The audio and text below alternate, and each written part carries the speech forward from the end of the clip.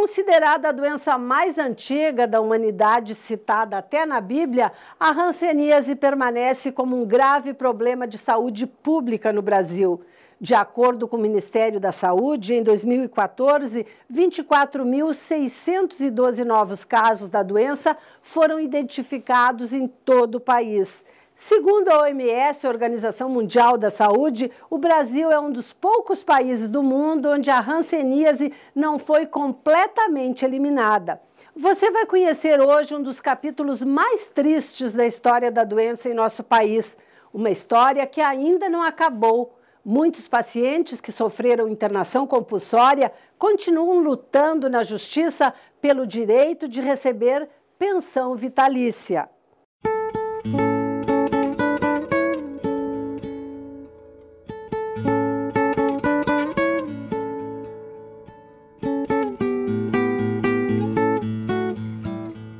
Na década de 30, a Lei 610 de 1949 determinava a internação compulsória de todo paciente que tivesse sido diagnosticado com hanseníase.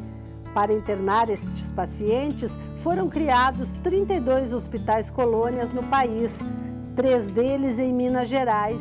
Em Betim, na região metropolitana, funcionava o Hospital Colônia Santa Isabel, que deu origem ao bairro de Citrolândia, onde ainda hoje vivem familiares de hansenianos.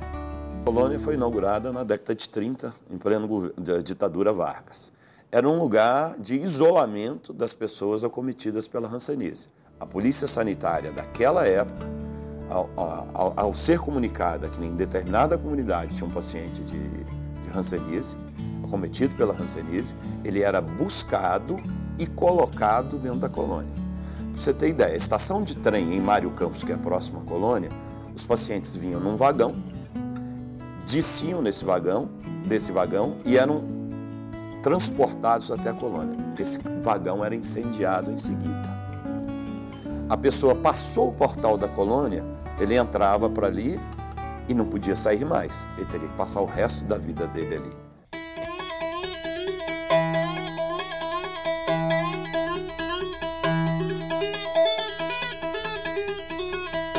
Nelson chegou à colônia com 12 anos de idade. Ele conta a dolorida primeira impressão. Nesse primeiro instante, o que eu falei? O que acontece? Um menino inocente, saiu do mato, vem chegar num lugar desse. O sofrimento era tanto que eu cheguei a perguntar: chegou o fim da viagem ou chegou o fim da minha vida e dos meus irmãos? Dividida em vários pavilhões, as famílias eram separadas assim que chegavam à colônia. Meus irmãos adultos, cada um foi para um lado, minha irmã que era casada foi para o pavilhão da senhora, que era tudo dividido, né? A minha irmã que era moça foi para o pavilhão das moças, onde é o hospital hoje, e o meu irmão que era adulto foi para o pavilhão dos homens, e eu fui com o meu irmão, aquele ali do retrato, nós fomos para o pavilhão infantil. Aqui fica a entrada da colônia Santa Isabel. A partir deste ponto, os doentes capturados à força ficavam totalmente isolados, sem contato com nenhum familiar. Muitos, não suportando a solidão e o isolamento, se suicidaram. Muito suicídio, muita questão de loucura, de fugas, né? Então era um ambiente muito parecido com um campo de concentração. Só que o campo de concentração na Segunda Guerra, ele durou o período da guerra. O Brasil continuou isolando pacientes até 1986. E esses pacientes eram privados, não podiam ter contato físico com a família do lado de fora. Ele podia ter contato da família no parlatório, mas ele não podia aproximar. Difícil é não sair, né? Prisão é terrível, não sair. Por que muita gente morria? De ficar na prisão lá. Tinha tristeza, tu olhava para é lado, Poropeba, o rio Poropeba. Muitos já caíram no rio lá, morria mesmo por querer morrer mesmo, porque a família abandonava. Morria de tristeza. Eu assisti ele está registrado no meu livro de memória, eu assisti no mesmo pavilhão que eu morava, em 65, uma distância quando aqui na parede ali, vamos dizer assim, um rapaz suicidar, um companheiro, né? Deu um tiro em cima do coração, à noite.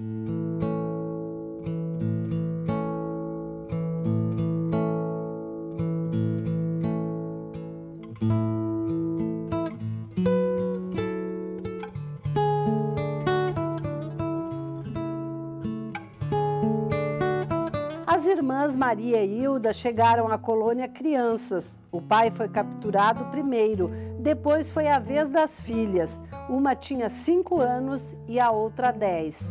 Viemos da Serra do Cipó. Meu pai veio primeiro, que meu pai raptou ele lá, assim, parecendo um cachorro, jogou dentro do carro assim, e nós ficamos perdidos. E no nosso ter ficado perdido ali naquela Serra do Cipó, aí todo mundo correu de nós, aí nós não temos contato com ninguém, mas todo mundo correu porque tinha medo, né? As irmãs cresceram no preventório, o pavilhão onde ficavam as crianças, sem ter nenhum contato com os pais. Porque uma coisa é você ter uma mãe, um pai,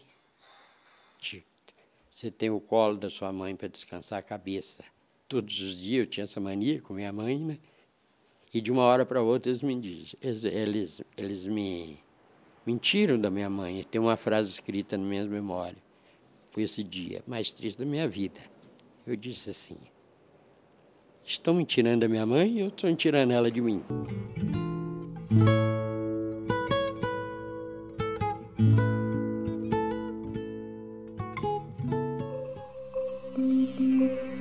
Assim como nas prisões, os doentes eram mantidos sob forte vigilância.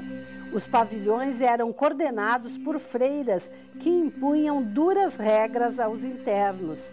Para impedir a fuga, havia guardas e correntes nos limites do sanatório. Na realidade, as colônias tinham muitas normas, regulamentos, tinha que cumprir ordem, né? Então, tinha correntes nos dois extremos. Para mim ir em Belo Horizonte, eu tinha que ir lá no posto da ordem social tirar uma licença. Corrente era a cerca, ninguém entrava. Ficava um guarda ali na vigia lá e ninguém entrava. Ninguém. Se saísse, eles corriam atrás para pegar.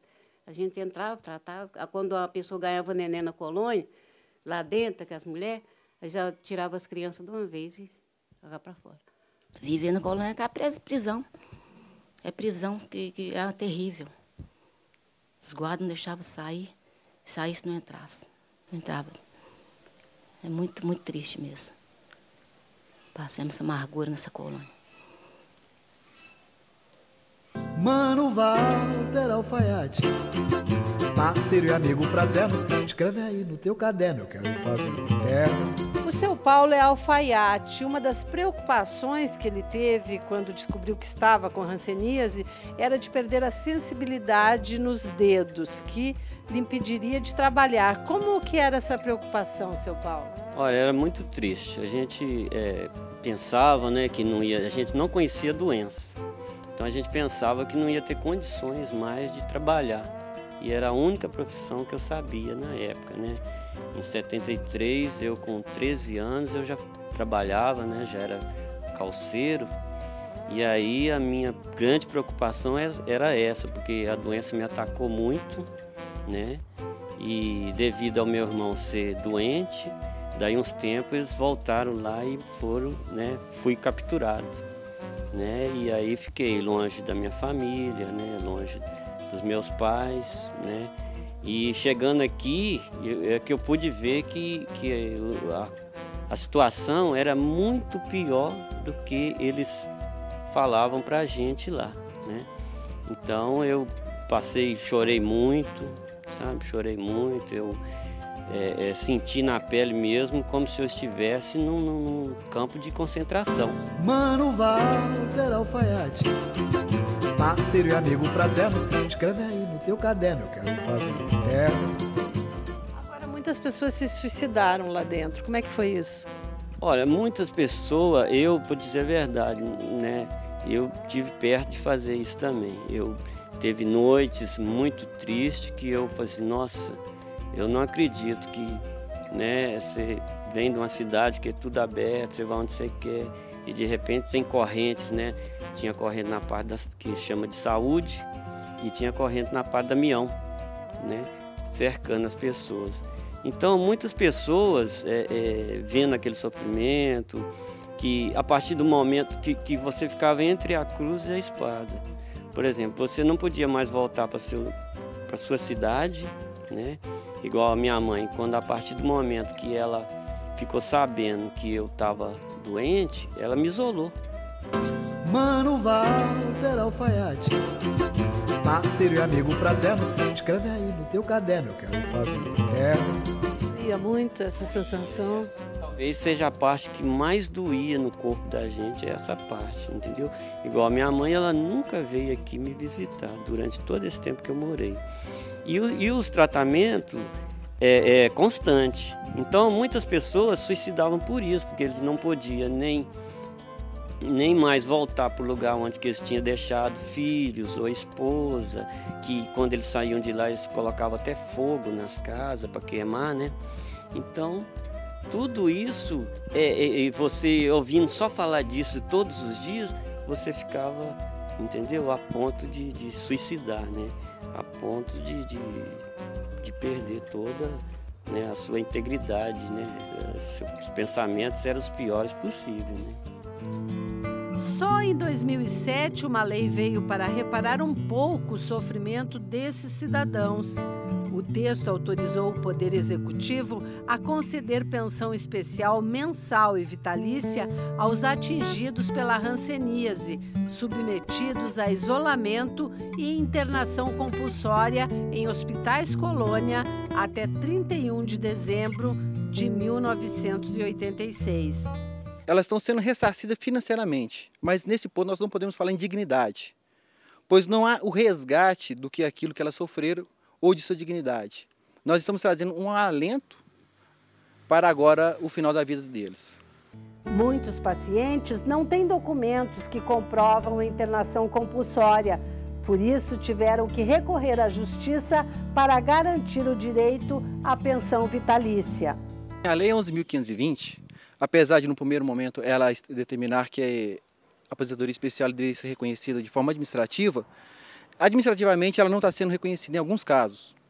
Esses casos nós estamos levando à justiça, aonde por prova pericial e por prova testemunhal nós estamos chegando à verdade. E essa verdade tem sido bem acatada pelos juízes e eles estão concedendo a aposentadoria a essas pessoas.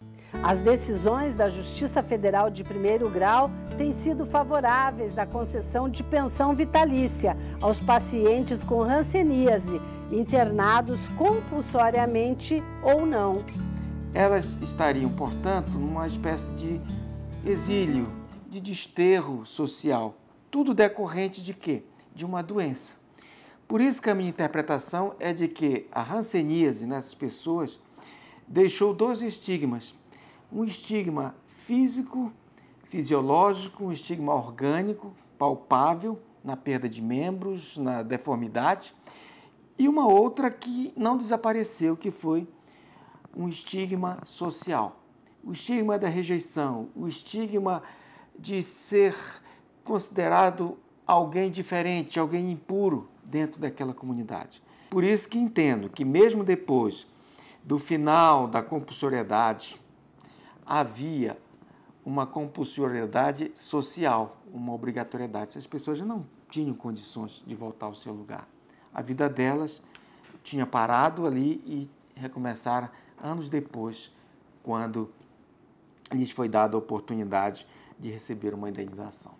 E como que a senhora vê agora essa pensão que a Justiça concedeu? Caiu do céu.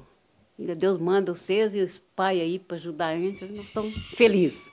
Estou feliz. Também não posso manter os meus netos aí, né? Pelo menos com os